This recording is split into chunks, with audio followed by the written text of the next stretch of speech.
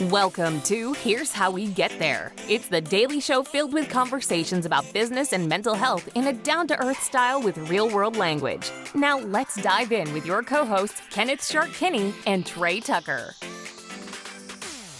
Shark, we have a story today about a company, or maybe just a long line of companies, and now this is the current one, that show us the importance of becoming a company that people really can trust and believe in. So tell us about this one.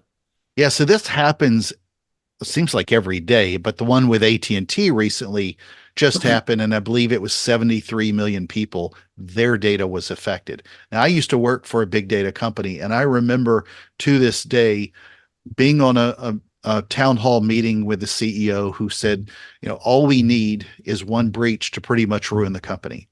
And he was not the best CEO, but he did place a huge value on making certain that customers could trust us with data. We also work with other people's data a lot too. And that's one of the things that just drives me bananas with how companies telling you how important this is to them. For example, AT&T's data breach, I was a customer. They sent out something that say an email that said, we take cybersecurity very seriously, and privacy is a fundamental commitment at AT&T. We have discovered blah, blah, blah, passcode and all this stuff, which they changed. But what happened was they basically, for quite a few people, put out names or in this data breach, names, addresses, passcodes, I believe social security numbers were also part of this. I mean, it was a lot of relevant information, date of birth, the kind of things that the bad guys can take advantage of. Now, they said that what was really funny is they said that what they were doing, what AT&T was doing is AT&T has set up a dedicated website to provide you with more information updates at such and such. If your sensitive personal information was compromised, you'll receive complimentary identity theft and credit monitoring services. What can you do? We encourage customers to remain vigilant by monitoring their account and so on and so forth. This is the kind of crap some attorney wrote. Yep. And it went back to, PR, and then it went back to communications, and then went back to the attorneys. And this is a bunch of gobbledygook.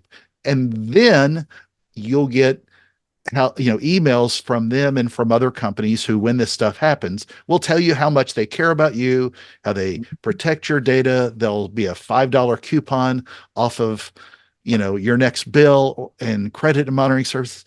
Buckus, all this stuff is just junk, because what they're doing is they're destroying every bit of brand loyalty or level of trust that I'll ever have in them with my data. And I know that the younger generation has been, your people have given away a lot more data than what my people and older did.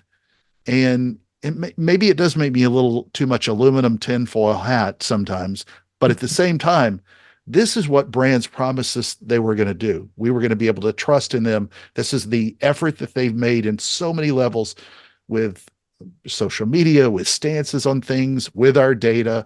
And yet when they fail, they just seem to fail so quickly and then bury the lead, if you will. And it's disgusting. And it's something that just drives me bananas. And I used to work closely with AT&T. I do believe that they trust, or they work hard to protect your data. They just didn't work hard enough. And it's a massive, all these, Fortune 100 companies like that. I mean, they're so massive. It's hard to imagine the number of dikes they have in that are, leaks that need to be plugged. But at the same time, don't take advantage of the data if you're not going to protect it. Yeah, the behavior is a language, and they can talk about how much they value us and value our data all they want. And words mean nothing when you don't actually protect the data. They can say how much they care about the customers, but if they're basically just throwing the customers over the side for the sake of saving a little bit of money to not spend on their potential security and strengthening up whatever kind of, I don't know, what are the walls? My terminology is thrown off here. I'm not an IT person, but if you're going to skimp on your security, then don't preach about how you care about your customers' data.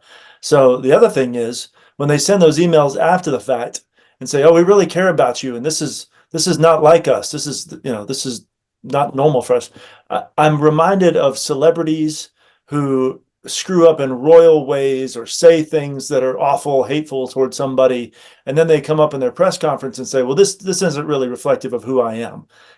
I'm like, well, on that day it was. So who are you? What do you really value here? And so you're when saying that AT&T needs to go to rehab and then come back exactly. and do a feature with Oprah or People Magazine.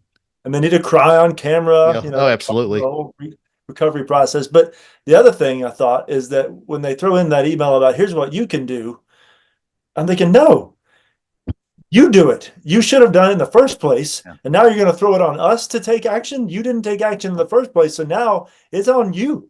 This is on you. We put our trust in you, and now you want us to fix your mess.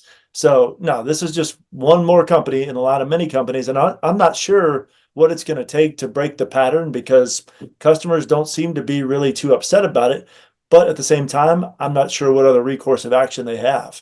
No, well, you can build your company at scale with the right tools and tactics, but you can also destroy loyalty at scale. And that's another thing that they're doing over and over. And it also, I tell you what, it basically reminds me of. It reminds me of this book that I haven't finished yet called We Care-ish, because that's exactly the way it sounds. Thank you for joining Shark and Trey on the Here's How We Get There show. Make sure to rate, review, and subscribe to the show, and visit here'showwegetthere.com. That's here'showwegetthere.com.